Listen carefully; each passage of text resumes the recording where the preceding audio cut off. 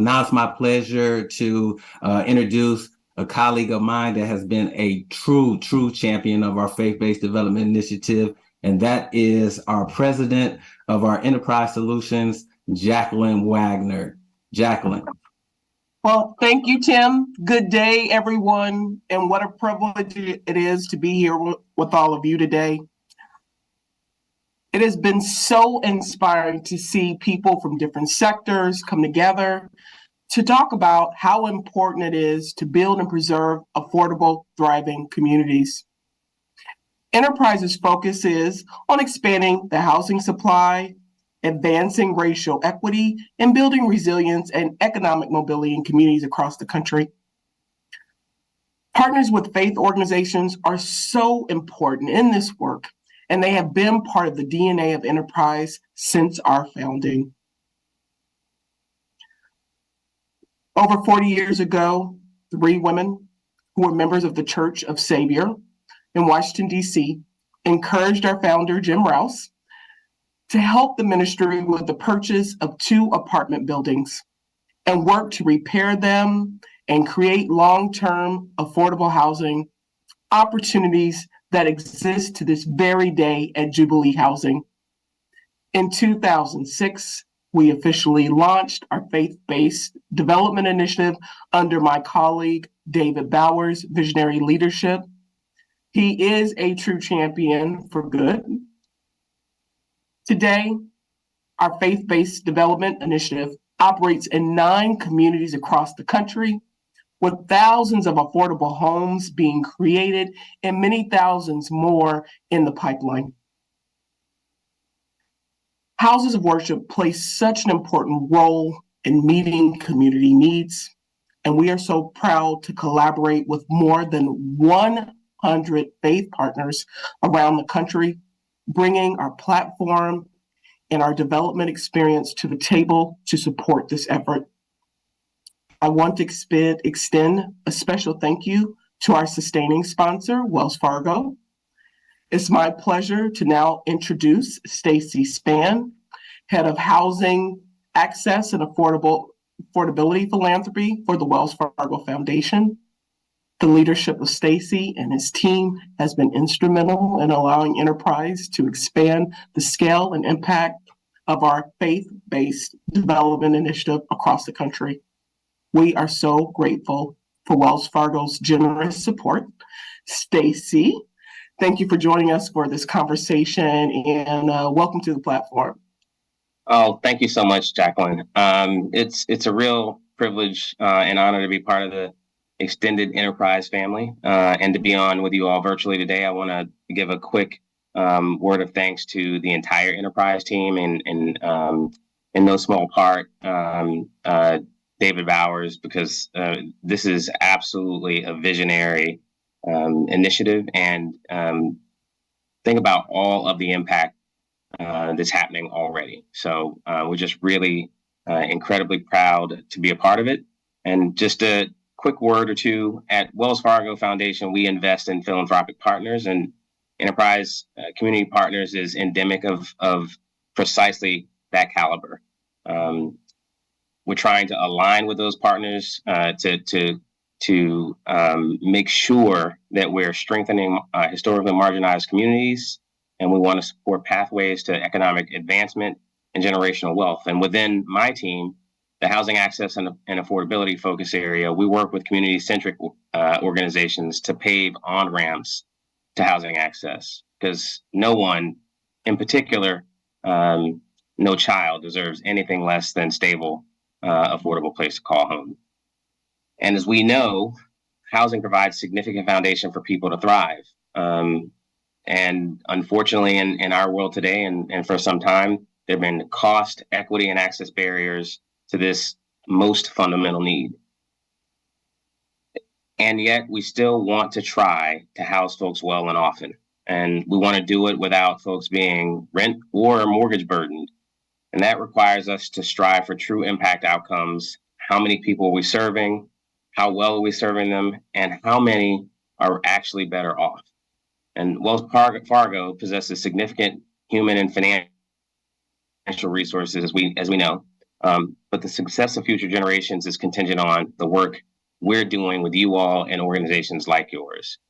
The current state of our housing market is at a fever pitch, and we need to continue to work together to explore every single tool in a toolbox to address full spectrum housing access and affordability within our communities. It's clear that many solutions are needed, but we all have a role to play. Early in 2023, Enterprise and Wells Fargo Foundation announced a separate initiative, the $20 million second iteration of the Housing Affordability Breakthrough Challenge. And innovators from across the country were invited to compete for grants of up to $3 million and 2 years of technical assistance to try and transform ideas into solutions that can be replicated in our real world. This year's winners are going to be announced later this year. Truly exciting. What's unique about this partnership is that it's centering faith-based organizations who are also playing an incredibly powerful role in housing and economic and community development. Houses of worship are community anchors, and they're at the center of so many lives across our world. With your leadership and understanding of the community, we believe that you can bring a new level of innovation to the affordable housing challenge in this nation. Church leadership can often apply spiritual vision to the needs of community and then translate that vision into practical plans of action. So in addition to the Affordability Breakthrough Challenge, we're pleased to invest in Enterprise's faith-based development initiative because this organization and its team are committed to supporting the vision and decisions of individual houses of worship in developing affordable homes at the most basic community level. We're happy to support this initiative and to help houses of worship across the United States convert their property into affordable housing and community facilities. This funding is projected to create somewhere around 6,000 affordable homes. And so I'm grateful that Wells Fargo could play a part in this initiative. And I really, from the bottom of my heart, applaud every single one of you for having the vision, the courage to make this a reality. And we celebrate and continue to learn from you today. So thank you. Great. Stacey, thank you so much, man. Really, really, really appreciate Stacey Spann, your dedication and commitment to affordable housing and community development work throughout your career. You bring that experience to it. And the support from the Wells Fargo family has been not the money, which has been so critically important for sure, but Stacey, even since he has gotten to Wells Fargo, he has been engaged in bringing and engaging with some of our faith leaders in places like Washington, D.C., New York City. And we've seen other colleagues from Wells who have gotten in and behind the scenes, right, in some of our Shark Tank review sessions, giving feedback to houses of worship about what could be helpful in terms as they put their project concept plans together. So we are grateful for the investment of time, talent, and treasure, Stacey, to you and your colleagues at Wells Fargo. So thank you. It's a real pleasure and honor for me now to introduce my colleague, Caroline, who's with us from our Pacific Northwest office, who's going to introduce our third panel. So Caroline, I'll turn it over to you. Great. Thank you, David. And yes, if you're still with us, you're in for a treat because we're here to talk about public, private, philanthropic funding and supportive programming. And as one of our last panelists said, success is not achieved on an island. So it takes so many partners to move this forward. And we're really grateful for the time that y'all are spending with us today. So David and I are excited to be joined by Dr. Michelle Miles Chambers, who is the director of the Faiths program at the San Francisco Foundation. Lindsay Masters is the executive director of A Regional Coalition for Housing, also known as ARCH, here in King County, Washington. Angie Rogers is the Deputy Chief Administrative Officer in the Office of the County Executive in Prince George's County, Maryland. And Tonya Wellens, President and CEO of the Greater Washington Community Foundation in Washington, D.C. So welcome all, and I'll pass it back to David for our first couple of questions. Caroline, thanks so much. Really appreciate it. Ladies, thank you all for being with us. This is really, I'm excited about this conversation. We've had such rich dialogue throughout the day, and I know that'll continue. One of the things we've lifted up really each year in this discussion is the notion of public and private support for faith-based development work writ large, right, and around the country. So Lindsay and Angie, I'm going to start with a couple of questions for you all, and I think Caroline's going to follow up with a couple of questions to our philanthropic folks, and we'll kind of get into it back and forth. But Lindsay, let me maybe start with you and then go to Angie. if you would for us, please highlight some recent examples of some public investments, be it financial and or policy type of work that's been done in your area or that you're familiar with around the country that you want to highlight that supports faith-based community development and affordable housing related efforts. And what are some of the key goals that those investments or policies are seeking to look at? Sure, happy to jump in on this one. I spend a good part of my job worrying about how we create the resources for affordable housing development, and so I could talk about that for a pretty long time. We do have, broader efforts to adopt new revenue sources at the state and local level that are dedicated to affordable housing. But one thing I wanted to highlight, because it is a bit unique in Washington, is a few years back, our state adopted legislation asking all local jurisdictions to create additional bonus development capacity for property owned by religious organizations. That was something new at the time for our state, and we've had some jurisdictions move forward with local implementing regulations to implement that and also go a bit further. One good example here amongst one of the member jurisdictions that are part of ARCH is the city of Bellevue. They recently took a two-phase approach. One, they kind of mapped all of the religious property in the city and put in place a basic bonus density provision that automatically allows those properties to be developed with more density because they're owned by religious organizations. And then they went further and they took another step to evaluate the properties that had some adjacency to transportation services, other multifamily housing and commercial use districts, and also specifically go back and rezone those properties so that their underlying development could take even greater advantage of that bonus capacity. And that has really created a huge opportunity for the cities. So some of the goals obviously are just generally to create more land availability for affordable housing. That's probably the biggest obstacle that we have here in King County is access to developable land with the appropriate zoning for reasonable prices that affordable housing developers can afford. And so those policy steps alone have already started to create a pipeline of opportunities and a number of churches that are starting to look into potential partnerships and options. So the funding piece itself is really important, but the land is such an important resource too, and the value of that land being driven by local policies and regulations is something we've been excited to see some movement on here. Great, thanks, Lindsay. Appreciate it. Angie? Sure. We have a new initiative that we're actually partnering with Enterprise on to support specifically faith-based institutions in Prince George's County to develop affordable housing on their land. This has been important for us, for a number of reasons. One, Prince George's, I think, sort of, from a cultural perspective, is a deeply faithful community. And so our faith-based institutions really lead the way for us in lots of matters. I would say if you look back, maybe 5 to 10 years ago, the sort of conversation about affordable housing in general wasn't necessarily a positive one in the county, and it wasn't a goal for the county. And so having this partnership where really our faith-based institutions, which people respect so much, coming out with us to say, no, this is a priority, and we're going to dedicate real resources to it, I think has been really important and will continue to be important. The second thing I'll say is that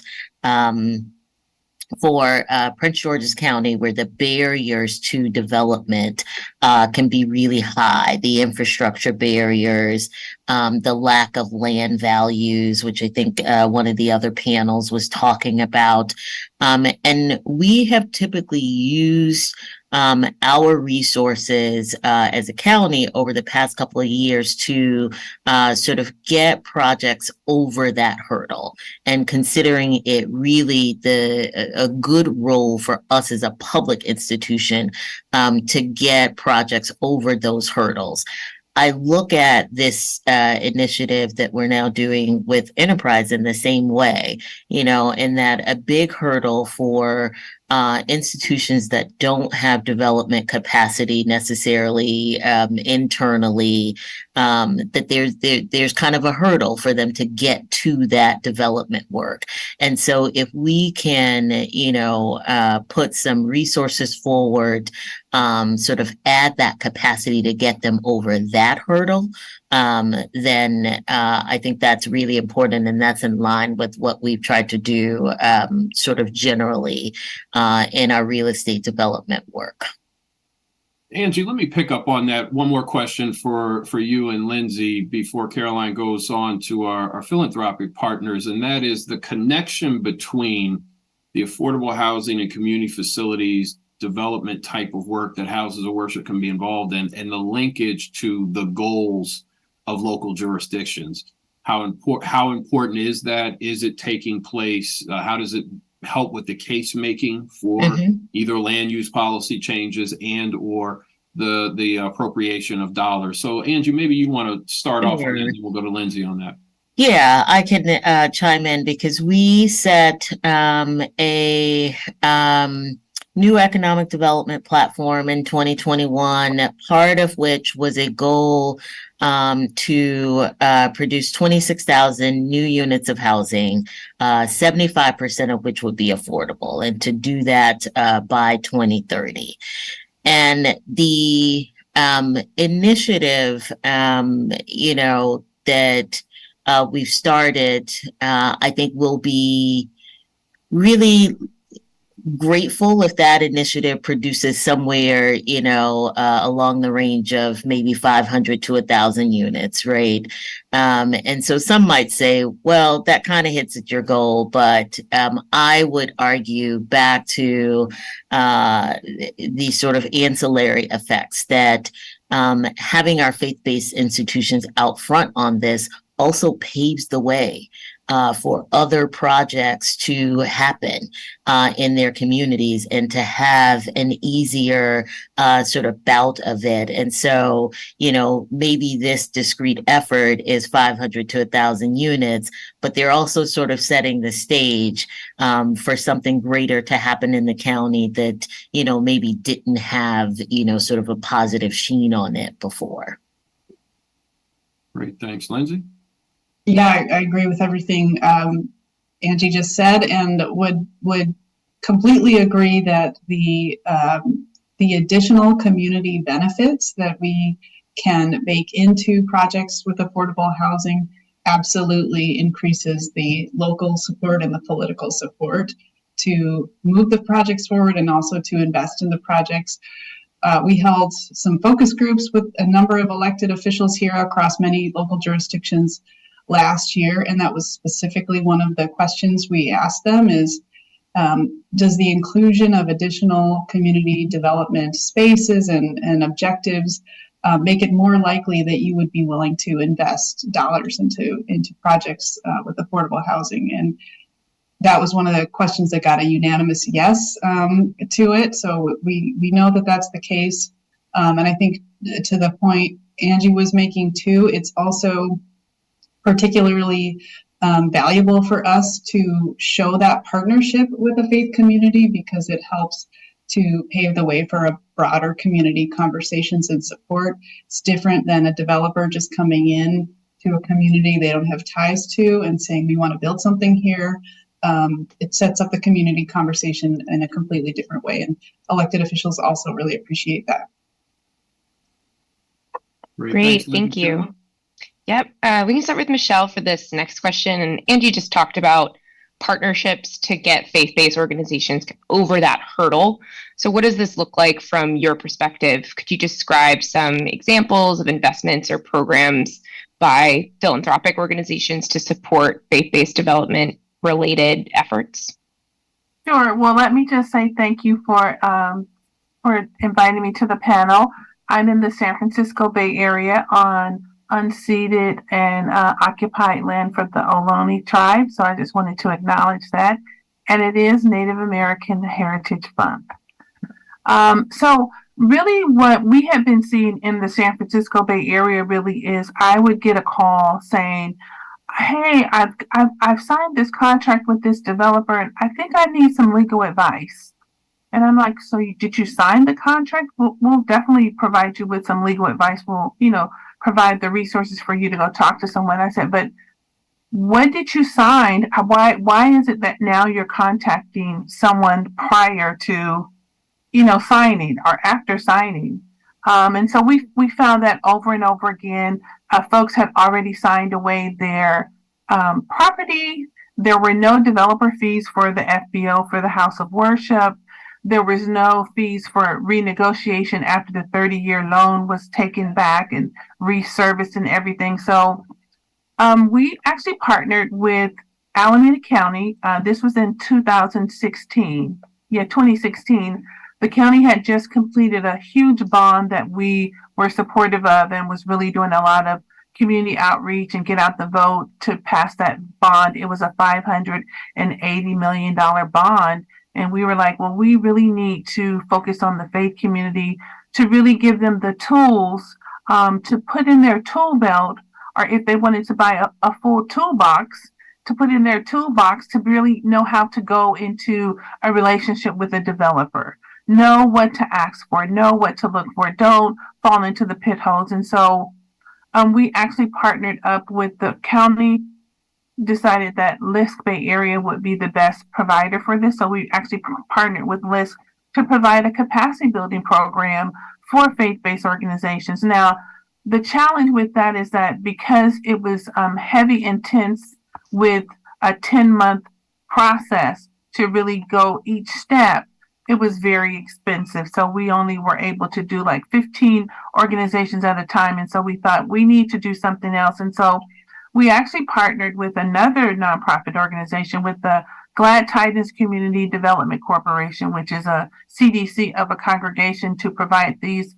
services and resources because they had built a 200 affordable housing units 20 years ago and was in the process of renegotiating their process as well as refurbishing those units. So we just decided, who can we partner with? We tried to partner with Enterprise. You all weren't ready for it, so maybe you'll be ready this time. So it's just partnering with different people. And Mr. Span from Wells Fargo really said that Wells Fargo has been a great partner in this process so that we could expand beyond Alameda County. And now we're actually providing the educational and the capacity building in our 9 Bay Area County region. Great, thank you. I hope we are ready for you now, Michelle. And could I, Tonya, do you want to chime in on kind of what examples you're seeing of investments and programs in your world that support faith-based development related efforts? Absolutely, Caroline. Good afternoon, everyone. Very happy to be here on the panel.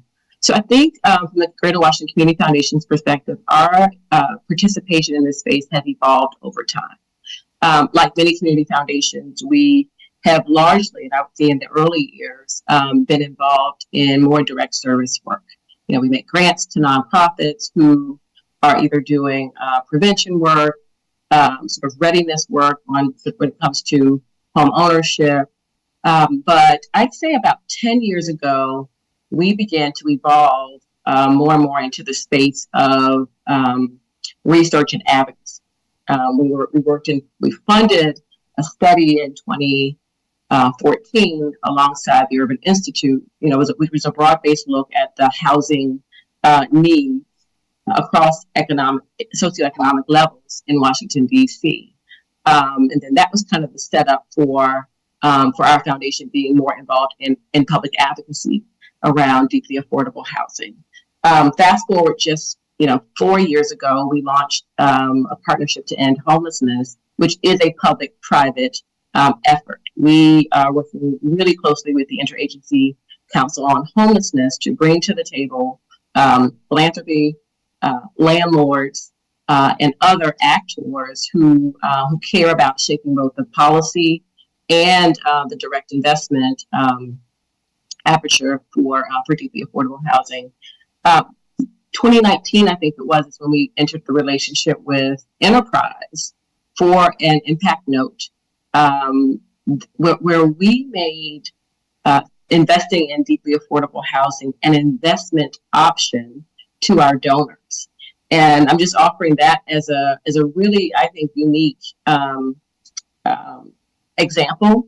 We brought to bear our institutional resources, but our donors got to select, Enterprise, the Enterprise Impact Note, over, an indexed fund. They agreed to accept a lower rate of return on the philanthropic investment because they wanted to use their philanthropic capital to do even more good than the grant making would allow. And so I'm excited because to date we have invested $14.8 million through the Impact Note.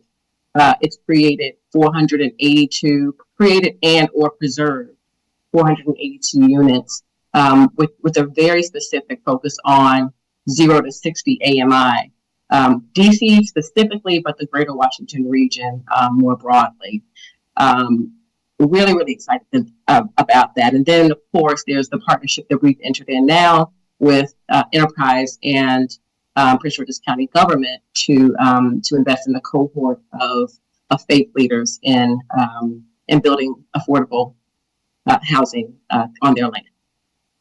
Could you talk a little bit more about that partnership? I think that would bring together the kind of the two sides of this panel, our philanthropic partners and our public partners. So how did that partnership come about? And can you just talk a little bit more about who's involved? And Angie, feel free to jump in. Yeah, David Bowers is who's involved. I mean, and when David says, "Hey, Tonya, we want to do something new and different in the greater Washington region," we respond. So, and because so much of local philanthropy, and I talk about this often, people come to philanthropy because oftentimes, not always, but oftentimes because of their faith or because of their commitment to social justice, to community causes, to having an experience, right, that they want to express through their giving. And 2 years ago now, we started this work that has us at the intersection of faith and philanthropy, trying to figure out what it is that we ought to be doing more of with houses of worship, with faith leaders when it comes to broad-based social justice advocacy and action and investment. And so when David presented this opportunity, we knew we wanted to get involved in some way, big or small. And so we've just invested in some of the technical assistance support in order to get this off the ground. Let me follow up with Tonya. Hi, Tonya. Hi, Dr. Miles. So wow, I want to commend you guys on that. We really need to talk because the San Francisco Foundation, we're all in on housing, not just the FAIDS program. And so we have done the technical assistance investment and the capacity building investment in faith leaders to help them. These are faith leaders who have said, I want to build affordable housing on my lot, whether it be big or small. And you all know in development that the larger the number of units you build, the better the financing. And we've just had some really big challenges, but folks have been very successful with breaking ground, going into partnerships, doing a lot of pre-development on that.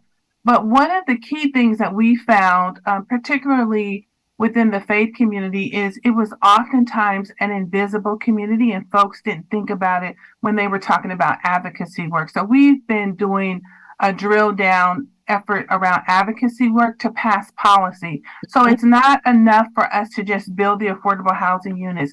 In California, we are, I think it's around 14.1 million units behind that we're supposed to build in 2023. we don't have the resources.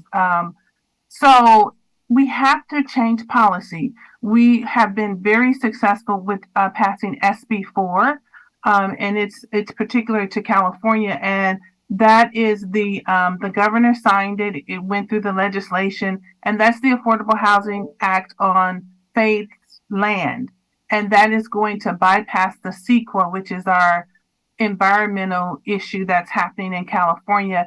And actually, even if a congregation is in an area where it's zoned commercial, they will still have the option to build affordable housing. So we've really been trying to not only invest in the leaders and invest in the capacity building for the congregations to move into affordable housing. Because see, what we have to remember is the faith community has always been the first responders, in this country, but oftentimes are not the ones where the resources are invested. But the philanthropic sector and all the other sectors are looking to the faith community to be part of the big solution of the problem solving. But you have to put your money where your mouth is, as my grandmother would say. And so that's really what philanthropy is doing. But philanthropy can't do it by ourselves. So we have created wonderful public and private partnerships with government and with private donors as well. We also found out that during this process, we have a huge homeless problem, which everybody in the country has that. But we found out that it's more advantageous to keep individuals housed. And so one of our donors wanted to make a huge investment specifically in Oakland about Keep Oakland House. So we were helping to create this pilot project, which is now a permanent project. So there are so many different, parts to really affordable housing, because the one thing that the faith community is saying is like, we want to be part of the solution, just like they were part of the solution for the senior housing issue. However, there are still community members who are not going to be able to be housed during this time. What can we do in the meantime? Because in California, it's an 8 to 10 year process. And let me ask to be built. Let me ask a question picking up on that in terms of there are a couple of angles here, but the importance of the policy engagement that Miles Chambers talked about here. And I'm curious, maybe Angie, from your seat in the government, how important is it when faith community is at the table, at the hearings, right, advocating for policies that may support affordable housing and community development? And Lindsay, I may ask you from a Washington state perspective, how involved was faith community in getting some of those laws passed that you talked about and programs implemented? But Angie, why don't we start with you? I will say that it's hugely important from a policy perspective, because the policy is where it starts, right? Policy leads to budget, then leads to implementation. And so if you don't get past, if you've got that pushback that doesn't allow you to prioritize spending resources on this issue, then you're never going to get there. I started out my career at the DC Fiscal Policy Institute, and we looked at everything from a budget perspective, right? Like we would say, look at a jurisdiction's budget and you'll see what they care about. And so so that sort of policy support, I think, has to be there in order for it to lead to actual implementation. That's great. David, I'll offer. We also say that budget is a moral document. And Angie, we're doing a lot of work with DC Fiscal Policy Institute, and sometimes that means that we are at odds with government. So, the beauty of partnership is sometimes we are, rolling together, along smoothly, and sometimes we're pushing the envelope. And as we were setting up our partnership, we had to be super explicit and clear. The advocates were skeptical because they thought that we were getting too close to government, and that meant sort of rubber stamping. And so we had to affirm with advocates that, you can be in partnership and still push the envelope when you need to, from a policy perspective, and also be in alignment when it's necessary and important to show support for principals, for elected leaders who are going out on a limb, sometimes against the will, the sort of general positioning of the public. To Angie's point around affordable housing not being a priority for Prince George's County until she and the county executive teamed up, because so much of the affordable housing stock in the region was already in Prince George's County. But I think that they've done actually an amazing job in sort of repositioning the importance of it when it comes especially to housing and making sure that there are options available for low-income people of color in the region and in the county specifically. Sonia, thanks for that. Lindsay, thoughts you have on the policy engagement side for houses of worship, how important that is? I mean, anybody who knows me knows that policy engagement is really important, and we usually don't have enough support. So I think every voice helps add to the chorus, particularly again when if there's an absence of voices other than developers coming out to advocate for things, it's a much bigger lift. So having voices that are rooted in the community does help. I wasn't closely involved with the state legislation, but I do know it took advocacy. It took a number of years for that to pass. So I'm sure that it took a coalition. David, if I could step in and also just add, because, over the course of my career now, I've sort of been on the policy side and government, but I've also been on the private side, actually building projects. And a really important point, I think, is that that opposition costs projects money. And affordable projects can't afford to spend money on opposition. And I say that as someone who has headed up projects that have spent a lot of money on opposition, needlessly so, like money that could have created additional units. And so having that alignment is really important, because you're going to get the naysayers out. But when the naysayers come out, if there's a whole audience of decision makers who are willing to entertain that, it costs projects money, and our affordable projects just can't absorb it. Angie, it's interesting. One of the things we say, and it's kind of a relationship 101, the notion, you see this even in times of politics. People say, if I only see the politician when they're looking for a vote, rumph. Well, it's a similar type of thing. If you're a house of worship, any development deal, but if for houses of worship and your partnerships, if the first time an elected official or an appointed government official, if the first time they see you is when you're coming by to look for approvals for your deal, that's not an optimal time, right?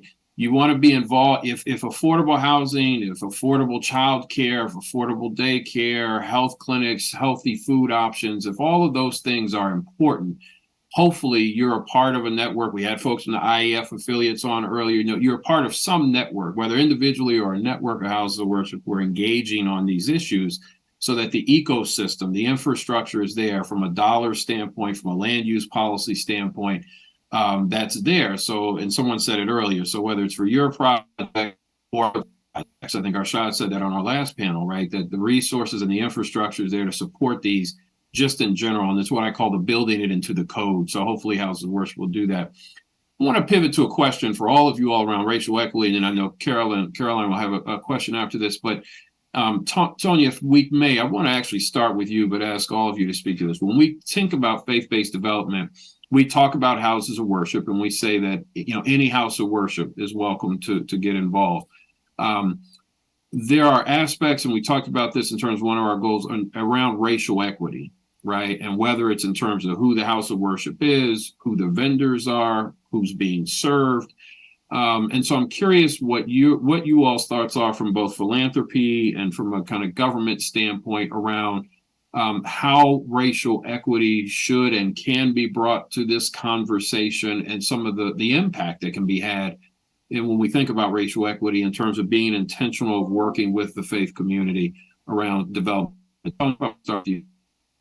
Sure. So we our community foundation launched the new 10-year strategic plan. It's been 2 years ago, so it's almost not new anymore. But our North Star is really around increasing economic mobility and closing the racial wealth gap. And so we've not only built in racial equity into basically everything that we do, but we've been very clear about our ambitions in closing the gap. And so it has given us permission to be, far more strategic and deliberate about, who we're working with, the zip codes that we are prioritizing, and the kinds of institutions that we want to make investments in. We view houses of worship, communities of faith as, anchor institutions. And particularly for those that are serving or based in some of the most challenging when it comes to economic progress, health disparities, life expectancy, income level. Those that are based there, they're going to be more highly prioritized for us when it comes to how we're using our discretionary, and Dr. Miles will appreciate this, our discretionary resources, and for how we're trying to invite our donors to invest in partnership and in parallel with us. And so our expectation is that the partners that we're working with are also considering making the same considerations. And so let's say one of our investments goes to a house of worship in a low-income zip code. The house of worship is a majority of people of color, African Americans specifically. Then the expectation is that you're also thinking about vendors who can benefit from some of the downstream opportunities that this investment will make. And if we aren't thinking about it, then we should be. It has to be part of the conversations that we participate in if we really want to really focus on how we're going to increase mobility and close the racial wealth gap. If every cent that we're investing in faith institutions or other community institutions is not circulating in the communities that we're trying to have the greatest impact on, then we're failing. And that's going to create that's an opportunity, I think, for all of us, because it's an option for all of us. I'll just end it there. Great. Thanks, Tonya. Appreciate it. Dr. Miles Chambers, you want to chime in on that one? Yeah, I want to chime in on that. Well, as you all know, well, maybe you don't know, our North Star at the San Francisco Foundation is racial and economic equity. And so, everything that we do is around that. The Faiths program has been working with houses of worship and FBOs for 30 years. We're 30 years old. So you know what they say, when you turn 30, you're supposed to know a little bit more than you knew in your 20s and your teens. So, but this is a new era. I feel like during the pandemic, we all kind of got a highlight on what we knew was an issue around who were, as Tonya said, which community members and which organizations and cultures were really at great risk of, being low income and not having all of the resources and the tools that they need and the services that they need to thrive. And so at the San Francisco Foundation, we're working to build a Bay Area where all races and backgrounds can live in an affordable and vibrant community. In California, we have 3% of African Americans or Blacks are part of the population, but they're 50% of our homeless population. That number right there tells us where we need to concentrate. And so we, in our 9 Bay Area County region, the foundation works in the 5 Bay Area County region, but we knew we needed to expand our region because folks are moving further and further out for affordability. So we are covering the 9 Bay Area region to really make these investments with these houses of worship, but not only with the houses of worship, but with nonprofit developers, with Black developers, really being intentional about where our investments are, who we are working with, what communities we're working in, because again, as I said, we're all in on housing. So if you don't have a place where you know that you can lay your head at night, the rest of your world is not going to exist the way it's supposed to exist. Yep. And so, yeah, I'll stop there. No, that's real. We appreciate that. Angie or Lindsay, either of you all want to chime in on the racial equity piece? I'll just chime in and say, from my perspective, I say this all the time. We don't, as government, I don't think it is our job to make opportunities for people who would otherwise have them anyway. That it is explicitly our job to build policies and tools and resources to create opportunity for those who wouldn't normally have it.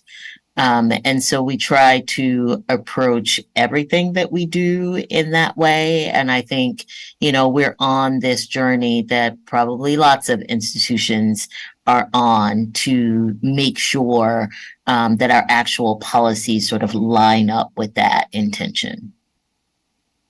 Right. Lindsay? Yeah, hard to say it better than those that came before me. I would just add, in Washington State, we also had recent state legislation directing local governments to identify racially disparate impacts from past planning and policy decisions and start to try to address those through their comprehensive plan updates and their zoning. And one of the biggest obvious issues that has come to light out of that is the exclusionary effects of single family zoning all over the state. And so the fact that we can look to faith-based communities to help welcome not just density, but also housing for people of all incomes into some of the areas that previously would have no such opportunities in them, I think helps us to further that conversation as well. Great, thank you. Can I Oh, no, piggyback please on go that? ahead. I know we're talking about affordable housing, but the reality is everybody, there's a shortfall in the affordable housing list, and that's why we have to bring the faith communities back into the picture. But in order to bring the faith community back into the picture, we have to create the container of belonging. We have to create the container where we are resourcing the faith community, because we don't want developers to be, okay, well, this is the new shrimp, or if you're vegan, this is the new vegan chip. You know what I'm saying? Because what's happening now is, who has the most land? Who is land banking right now? It's the faith community, it's school districts, and it's the government. We already know the government is not trying to sell their land, the school district either. Well, maybe so, but it's the faith community. So how do we create a wall of protection around the faith community by investing in, providing the tools and the techniques that they need for technical assistance to go into being a developer or a co-developer, to provide the capacity building, to provide the pre-development resources that they need, even to provide, if they need some help fixing their books up in order to receive that loan in partnership with the developer. So we have to be really intentional about how we are creating this container for the faith community to step into this arena when they've already stepped into it, and some have gotten taken advantage of. So we have to be very intentional with what we're providing. Resources, pre-development money, community foundations and corporate foundations, they need to create a program-related investment plan so that there could be a buy down on the low interest. Even the finance community, they need to have targeted programs that are specifically for faith communities with low interest loans.